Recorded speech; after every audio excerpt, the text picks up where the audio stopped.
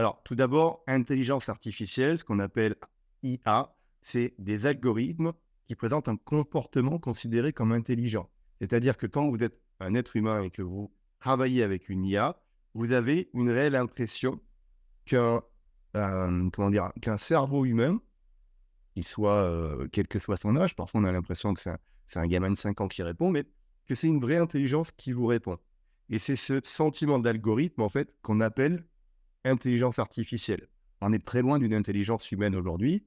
On y arrivera sans doute dans le futur. J'ai aucune idée du temps, mais on y arrivera sans doute à s'en rapprocher de plus en plus.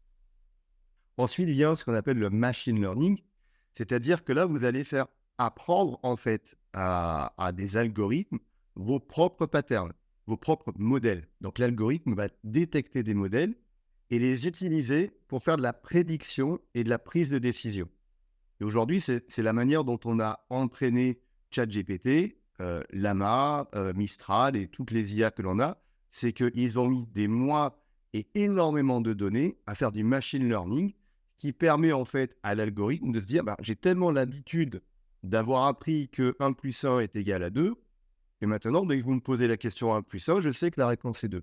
Et plus vous lui donnez d'informations sur l'étude de marché telle catégorie d'achat dans tel pays doit te donner tel résultat, bah, lui, il va pouvoir en fait trouver parmi les millions de modèles qu'il a, puisqu'on parle de millions, de milliards même de modèles sur les dernières IA, de milliards de modèles préexistants, il va trouver le modèle qui se rapproche le plus à votre question.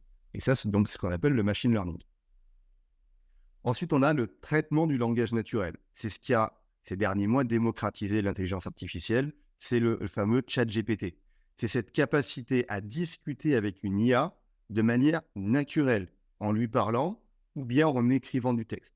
Et ça a révolutionné finalement la compréhension de l'intelligence artificielle pour le grand public, puisqu'auparavant, on avait déjà des IA. Ça fait longtemps que les IA existent. En tout cas, 10 à 20 ans, même si ces 10 dernières années, ça a beaucoup évolué. Moi-même, il y a plus de 5 ans, j'avais dépensé des sommes énormes, enfin énormes pour l'époque, pour justement travailler sur de l'IA pour la cartographie achat. Et c'était pas du tout intuitif, il me fallait des ingénieurs spécialisés dedans, qui faisaient du code, qui créaient des modèles, qui entraînaient les modèles, etc. Donc moi, mis à part mettre de l'argent dedans, je comprenais rien, je voyais juste le résultat, qui était correct, pas aussi bien qu'aujourd'hui, bien entendu, mais tout à fait correct. Aujourd'hui, n'importe qui va pouvoir chatter avec ChatGPT, lui demander des tableaux, des graphiques, des reportings, etc., naturellement. Ce qui n'empêche pas que ça reste qu'un seul type d'IA. Et en fait, il y a énormément d'autres IA qui ne fonctionnent pas sur du langage naturel, mais qui sont tout aussi puissants, voire même beaucoup plus puissants. Et puis, j'ai mis également ce qu'on appelle le RPA, le Robotic Process Automation. Alors là, pour soit clair, ce n'est pas du tout de l'IA, mais par contre, c'est totalement lié avec l'utilisation d'une IA. L'idée, en fait, c'est d'imiter des actions humaines afin de réduire les tâches simples et répétitives. Donc, c'est notamment ce que je vais vous montrer aujourd'hui. Je vais coupler des intelligences artificielles avec, moi, un outil que j'utilise de RPA et qui permet, en fait, d'automatiser pas mal de choses.